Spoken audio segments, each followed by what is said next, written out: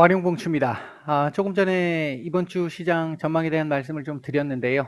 거기서 말씀을 드렸듯이 이 공매도 재개와 관련해서 정부 주장에 대한 어떤 문제점, 반박, 대안 뭐 이런 부분들에 대한 얘기를 조금 드려보고자 합니다. 자, 바로 들어가 보도록 하겠습니다. 일단 기본적으로 지금 요번에 재개가 된다라고 했었을 때 외인 기관과 개인들 간의 공매도의 차이점에 대한 얘기를 잠깐 한번 해보면요. 증거금률 같은 경우는 외인 기관들은 현재 105%의 증거금률을 유지하고 있고요. 개인들 같은 경우 140%인데 이거 그대로 갈 것 같습니다. 그대로 간다라고 한다면 사실 이게 금액의 차이가 있기 때문에 자본주의 시장에서 어쩔 수 없는 거 아니냐 이렇게 얘기할 수도 있는데요. 그동안 외국인들이나 기관들이 우리 신용 이 매매에 대해서 사실 신용 매매 저는 여러분들한테 권해드리지 않는다고 말씀을 드렸어요. 굉장히 위험한 구간에서는 진짜 잘못하면 계좌 녹을 수도 있습니다. 속된 표현으로. 그렇기 때문에 가급적이면 신용 매매는 안 하시는 게 좋습니다. 특히나 초보분들일수록 더더욱 그렇습니다. 본인이 능력 되시면 하시면 되죠. 근데 그렇지 않은 분들이 많기 때문에 이제 말씀을 드리는 거고요. 근데 그 신용 비율이 올라갈 때마다 일정 이상 신용 비율이 올라가게 되면 이들에 의해 가지고 그동안 공매도를 비롯한 각종 방법들을 동원을 해가지고 시장을 한번 박살을 냈었죠. 이 자료가 오픈되어 있는 자료니까 전부 다 이제 그래서 알고 있기 때문에 마찬가지로 이것도 이렇게 140% 사실 이게 안전한 건 맞아요. 그나마 안전한 건 맞는데 이렇게 해놓고 이렇게 해놓은 이 두 개의 차이를 이렇게 많이 내놓게 되면 결국은 개인들은 가급적 그러지 않아도 금액도 지금 뭐 3천만 원에서 시작해서 그것도 교육 받고 일정 조건을 갖춘 사람들에 의해서 3천만 원부터 시작을 해서 5천, 7천 이렇게 늘려나간다고 하는데 이 기간도 상당히 걸릴 거고 이렇게 되면 재개가 5월 3일 날 재개가 딱 되면 그때부터 바로 공매도를 칠 수 있는 개인들이 얼마나 될지 그 금액은 사실 뭐 볼 것도 없을 정도의 수준이 될 것 같고요. 그러니까 기존 방식 그대로 간다라고 보시면 될 것 같아요. 그게 이제 좀 위험할 수는 있습니다. 당장은. 근데 그것 때문에 반대한다는 아니에요. 그것 때문에 반대한다는 아니고 이제 이 부분도 조금 뭔가 조율이 필요하지 않을까. 이들을 좀 더 높이든지 아니면 이들을 조금 더 낮춰주든지 뭔가 좀 대안이 좀 나왔으면 좋겠고요. 그다음에 이제 개인들 같은 경우 현재 60일인데요. 이거 조금 더 늘리는 방법 강구하겠다라고 말씀을 하셨는데 당연히 늘려야 합니다. 이건 말이 안 되는 거잖아요. 이들은 6개월에 무한 연장이 가능한데 이들은 60일밖에 안 된다. 이건 완전히 기울어진 거죠. 안 되는 거죠. 이건 똑같이 만들어야 합니다.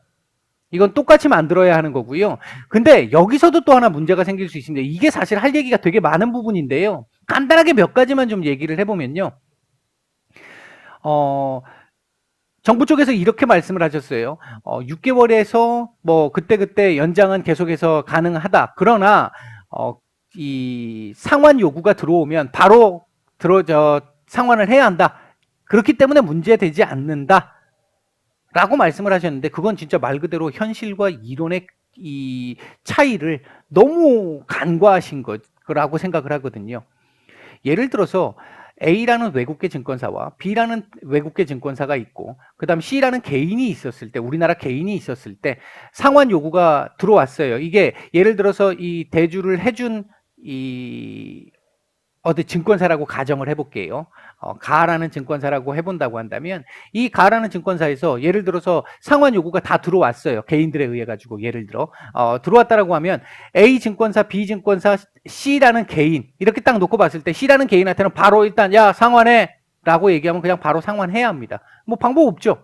근데 이 A라는 외국계 증권사나 B라는 뭐 국내 기관이나 이게 외국계 증권사가 아니라 B는 기관으로 할게요.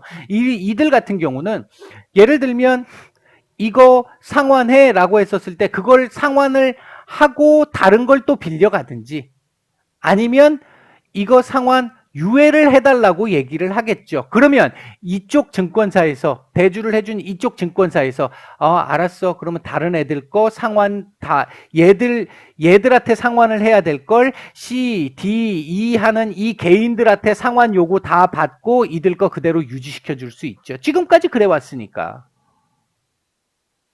이거 조금 복잡한데 이해를 하실 수 있을지 모르겠습니다. 예를 들어 상환 요구가 들어오면 이쪽에서 상환 요구가 들어온 건데도 얘들 거 받아갖고 갚을 수도 있다는 얘기예요. 그러면 개인들한테는 계속해서 걷어가는 거고 이들에게는 계속해서 연장을 해줄 수 있다는 얘기가 되는 거죠. 그리고 또 한 가지가 이 수수료율 같은 경우도 사실 우리가 보면 그 금액을 크게 운영하시는 분들 증권사에다가 수수료율 매매 자주 하시는 분들 낮춰달라 그러면 낮춰주는 경우 있잖아요. 마찬가지로 이들 수수료율 뭐 각자 다 다를 겁니다. 근데 최소한 이거보단 훨씬 낮을 겁니다. 훨씬 낮을 거예요. 그러니까 얘들이 수십억, 수백억씩 공매도를 때리면서 무한으로 때릴 수 있는 이유가 이 이자율 부담이 크다면 그거 때릴 수 있겠습니까? 안 되잖아요. 그러니까 이거 작단 얘기예요. 얼마인지 공개는 안 돼 있지만. 이런 부분들도 있다라는 거고요. 이제 이것과 관련해 가지고 조금 더 말씀을 좀 드려보면요. 이 부분 좀 이따 설명 한번 드리고요. 전체적으로 우리나라와 외국, 아까 제가 이번 주 증시 전망에서도 잠깐 말씀을 드렸던 부분인데요. 이 코리아 디스카운트라는 건 외국 애들이 우리나라에 씌워 놓은 거잖아요. 니네 남북 분단돼가지고 불안정하잖아. 그러니까 니네 같은 경우 더군다나 뭐 신흥시장이었고 그동안 뭐 지금도 신흥시장으로 보고 있는 뭐 MSCI 같은 경우는 그렇게 보고 있습니다만 그렇기 때문에 니네는 코리아 디스카운트를 좀 받아야 돼. 이런 현상들이 은연중에 다 지금 들어와서 지금까지 우리나라에 몇십 년 동안 작용이 됐던 거잖아요. 그러다 보니까 우리나라에서도 전문가분들이나 개인들이나 전부 다 의뢰 코리아 디스카운트가 당연한 것처럼 생각을 했잖아요.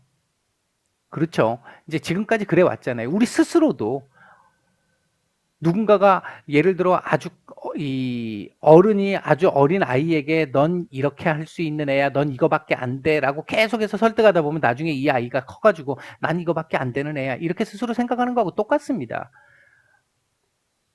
이게 이제 좀 무식한 말로 이 자성 예언하는 거 있잖아요. 이제 그런 걸 자꾸 우리에게 유도를 했던 거죠 그동안. 왜? 우리 현실이 실제 그랬기 때문에 그 당시에는. 우리가 받아들일 수밖에 없었던 현상이지만 지금 같은 경우는 아니잖아요. 그나마 물론 남북분단이 해소됐느냐 그건 아니죠. 하지만 지금까지 몇십 년 동안 그렇게 해왔지만 우리 한 번도 문제된 적 없었잖아요. 그렇게 생각을 한다면 굳이 이 코리아 디스카운트를 그렇게 과도하게 받았어야 되느냐. 전에도 제가 한번 이거 관련해가지고 말씀드렸습니다만 나스닥 우리나라 코스피가 2000 할 때 나스닥 그 2012년도인가요? 그 무렵에 나스닥 2300이었잖아요. 우리 2000일 때 걔네들 2300이었다고요. 나스닥이. 근데 걔네들만 그러면 만스닥이 될 때까지 걔네들은 기업들이 엄청나게 발전을 했고 우리나라 삼성전자는 계속 고모양 고꼬라지로 있었습니까? 그거 아니잖아요. 이제 이런 부분들을 우리 스스로 이제 좀 깨도록 해야 되는데 그걸 깰 수 있게 만들어준 게 이번에 박스피를 깰 수 있게 만들어준 게 사실 공매도 금지 해제는 맞습니다. 금지 연장은. 맞는데 이게 계속해서 그러니까 완전히 폐지해가지고 없앤다? 이건 좋은 방식은 아닙니다. 분명히 거품 논란이 있고 나중에 이것 때문에 큰 문제가 발생할 수 있어요. 근데 그걸 해결하기 위한 방식을 한번 생각을 해보자고요. 자, 서정진 회장 이제 본격적으로 제가 좀 드리고 싶은 말씀 하나 좀 드려보면요. 서정진 회장 같은 경우 그러니까 2013년도에 그 말씀을 하셨어요. 지난 2년간 431 거래일 중 412일 동안 공매도가 진행됐었다. 악성 루머나 허위사실 유포, 재생산 이것 때문에 미치겠다. 와, 나 주식 다 팔아버릴란다. 셀트리온 주식 다 팔아버릴란다. 그 당시에 그 말씀을 하셨어요. 얼마나 화가 났으면 그렇게까지 발표를 하셨겠습니까? 그리고 물론 그 뒤에 공매도와 전쟁을 선포하셨고 지금 성공을 했잖아요. 그쪽에서 보면. 지금 HLB도 그거 만만치 않거든요. 그쪽에서 놓고 보면요. 이제 이런 부분들을 우리가 생각을 해본다라고 하면요. 정말 좀 화가 날 수 있는 부분들이라고 볼 수 있고 화를 내야 되는 상황입니다. 사실. 이거 한번 보시면요. 이게 언제 나온 뉴스인가요? 2월 7일입니다. 2월 7일 오늘 아침에 나온 뉴스네요. 오늘 아침에 나온 뉴스를 보면요. 이게 제가 이것저것 이거 오늘 말씀을 좀 드려야 되겠다 싶어 갖고 찾았던 뉴스 중에 하나인데 이게 오늘자 뉴스였습니다. 아침 뉴스였는데요. 보시면 제목이 이겁니다. 골드만 CS 공매도 대거 청산. 이거 지난번에 우리 하루 반짝 올라갔을 때 있잖아요. 그 셀트리온 10% 이상 올라가고 HLB 7, 8% 올라갔었을 때 이때 골드만삭스 3년 만에 셀트리온 공매도 대량 보유자에서 빠졌다. CS는 HLB 2년 만에 제외가 됐다. 지금 보시면 요날 이제 쇼커버가 들어왔다라는 건데요. 여기 지금 나오죠. 2018년 1월 25일 이후 3년 만에 다 상환한 게 아니잖아요. 지금 일단 5%에서 빠졌다라는 거잖아요. 5% 밑으로 내렸다라는 거. CS 같은 경우에 HLB에서 2019년 이후 1년 9개월 만에. 지금 대량 공매도 대량 보유자가 현재까지도 대량 보유자가 셀트리온 같은 경우 메릴 린치, 모건 스탠리. HLB 같은 경우에 메릴 린치, 모건 스탠리, 시티그룹. 공매도 잔고 비중이 줄었다는 거지 안 갖고 있다는 얘기가 아니에요. 아직도 보시면 3.65%. 그 다음에 물론 이 정도 같으면 뭐 정상적이라고 볼 수 있겠죠. 셀트리온 같은 경우가 그렇고요. 그 다음에 지금 보시면 거래소가 공매도 잔고를 집계한 2016년 6월 이후 4년 8개월 만에 처음이다. 이게 HLB도 마찬가지죠. HLB도 지금 6%대에서 5.2%로 일단 공매도 비중은 좀 줄었어요. 그리고 그러니까 지난 2일에는 4.99%까지 5% 밑으로 내려왔죠. 2년 4개월 만에 가장 낮은 수준이다. 요만큼 쇼커버 했다. 이 부분을 제가 왜 말씀을 드렸냐면요. 정부에서 이렇게 말씀하셨잖아요. 이 6개월 관련해 가지고 평균적으로 외국인들, 그러니까 공매도들이 갖고 있는 그 보유 기간이 그렇게 길지 않다라고 한번 말씀을 하셨어요. 정부 쪽에서. 근데 그렇게 갖고 있지 않은데 HLB나 셀트리온 같은 경우 몇 년 만에 처음으로 쇼커버가 들어왔다. 아직도 다 청산한 건 아니고 그건 어떻게 설명할 수 있을까요? 예를 들어 뭐 메릴 린치 같은 경우도 이럴 수 있겠죠. 메릴 린치도 뭐 계좌가 뭐 수천 개, 수만 개가 될 테니까 이쪽 계좌에서 상환 요구 들어온 건 이제 일정 정도 기간이 되면 요거 상환을 하고 요거에서 다시 받고 이랬을 수 있겠죠. 그러면 우리 기록상으로는 며칠 만에 상환한 게 나올 수 있고 몇 달 만에 상환한 게 나올 수 있잖아요. 근데 그렇다고 해서 이들이 상환을 한 겁니까, 이게? 이게 이제 수치상으로 왔다 갔다 하게 만드는 거지 실제 쇼커버를 해서 만들었다는 얘기가 아니에요. 그렇기 때문에 문제가 되는 거죠. 그러니까 실질적으로 따지면 무한 연장이 가능한 거는 이 부분도 있을 것이고 그리고 지금 실제 셀트리온이나 HLB에서 보여준 저 부분도 있잖아요. 그거 어떻게 해결할 거냐는 겁니다. 이 부분 어떻게 해결할 거냐는 거예요. 이거. 지금 현재 이 상태로 재개를 해갖고는 이거 해결 못합니다. 그럼 외국은 이런 거 없느냐? 이 정도까지 심하게 안 나오죠. 첫째는 시장에 아주 우리나라에 보면요. 이게 지금 셀트리온이니까 이렇게 뉴스에 나왔죠. 셀트리온 제외하고 나머지 저 밑에 그 시총 낮은 종목들 같은 경우 이런 경우 정말 많습니다. 근데 시총이 낮으니까 뉴스에 관심을 못 받을 뿐이죠. 근데 외국 같은 경우는 이렇게까지 안 하죠. 왜? 얘네들 같은 경우 제도적으로 안정되어 있는 부분도 있고 신뢰도가 그동안 쌓여 있는 부분이 있으니까. 그리고 얘네들은 그나마 조금 합리적으로 돌아가는 부분에 의해 가지고 조금 과도하다 싶으면 스스로 빼주잖아요. 지들이. 그거 안 돼가지고 좀 심하게 나온 부분과 개인들이 조금 폭발력을 같이 보여준 그 아주 특이한 사례가 게임스탑의 사례였고요. 그건 아주 특이한 사례잖아요. 물론 그걸 통해 가지고 미국 쪽에서도 공매도의 문제점이 또 추가적으로 드러나기도 했었죠.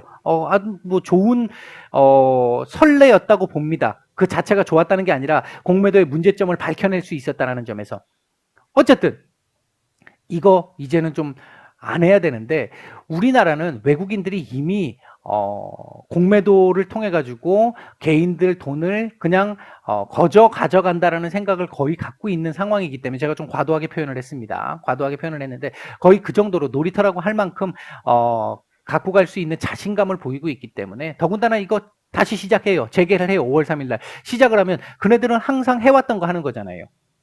거기에 이것도 있죠. 아마 최근에 여러분들 많이 이 가짜뉴스와 관련해가지고 많이 보셨을 거예요. 근데 이게 과거에도 정말 많았거든요. 오죽했으면 2013년도에 서정진 회장이 이런 얘기를 했겠습니까? 허위사실 유포, 악성 루머. 이게 우리 시장 전체로 각 개별 종목들 자체로 정말 많아요. 그리고 뉴스를 이렇게 딱 띄워가지고 가짜뉴스를 딱 띄워가지고 박사를 내놓고 몇 분 만에 수정본을 만들어서 가장 핵심적으로 문제가 됐던 용어를 바꾸거나 삭제를 해버리죠. 아니면 기사 전체를 내려버리거나. 이런 거 못하게 만들어야 된다는 거예요. 이런 것도 잡아낼 수 있어야, 이거 잡아낼 수 있어야 해요. 아니면 최소한 이런 부분에 대해서 문제가 생겼을 때 제재를 확실하게 하든지, 문제가 되게끔 확실하게 하든지. 이거 정말 문제입니다. 우리나라에서. 특히나 더. 정부에서는 이거 잡아낼 수 있는 방법도 좀 광고를 해주셔야 합니다. 정부 관리자분들께서는. 그리고 대차거래 시스템 이거 우리 아직까지도 수기로 쓰고 있잖아요. 이거 선진국은 이미 전산 시스템 다 갖춰져 있잖아요. 왜 우리 이거 왜 안 되는 건데요? 이것도 해주시고 시작을 해야죠. 최소한. 그리고 또 하나 한국거래소에서 말씀하셨던 불법 공매도 적발 시스템이라고 했던 그 새로운 기법. 이거 적발 시스템이 아니라 실시간 그냥 모니터링이잖아요. 모니터링 잘못하면 이거 모니터링에서 걸러내지 못하면 불법 공매도 적발 안 되는 거잖아요. 그러니까 사실은 실시간으로 할 수 있는 방법을 만들어야 된다는 거고요. 이걸 못하게 하려면 아예 처벌을 더 강화해야 됩니다. 지금 하신 것보다, 지금 발표하신 것보다 훨씬 더 강화시키셔야 됩니다. 아예 유인 자체를 없애야 돼요. 그리고 지금 현재 이 방식으로도 단타 공매도는 적발이 아예 안 됩니다. 오전에 공매도 딱 쳐놓고 오후에 바로 갚아주면 공매도 안 한 거하고 똑같잖아요. 그러니까 예를 들면 실제로 사서 갚는 게 아닌 거예요. 이제 제가 말씀드리는 건 불법입니다. 이거 뭐 적발 안 되잖아요, 이거. 지금 기존에 1년 이상 20년 이하 이익금의 3배에서 5배로 매우 강하다. 그렇기 때문에 불법 유인 없다라고 말씀하시지만 외국에 비하면 그렇게 높다고 얘기할 수 없잖아요. 제가 볼 때는 최소 3년 이상 이건 불법인 거잖아요. 그리고 시장 교란행위잖아요. 그리고 국민 대다수의 돈을 불법적으로 갈취하는 거잖아요. 그러면 이 정도는 해야죠, 최소. 그리고 제가 항상 계속해서 말씀드렸던 거 3배에서 5배 갖고는 안 된다는 겁니다. 최소 10배 이상 물려야 돼요. 프랑스 10배잖아요. 저는 12배, 1책 12번 말씀드리고 있었고요. 이렇게 해야 합니다, 사실. 그래야 이거 해가지고 잘못되면 내 인생이 끝날 수도 있겠어. 그래야 이거 이렇게 해야 안 하지 않겠습니까? 진짜 마음 자체를 안 먹지 않겠습니까? 불법으로 몇 번 해갖고 작게 해가지고 성공해가지고 몇 번 큰 거 해먹고 한 번 걸렸어. 한 번 걸리면 뭐 물면 되지 뭐. 그렇게 생각하게 만들면 안 된다는 거죠. 이건 진짜 집행유예 없이 그냥 가야 돼요. 이거는요.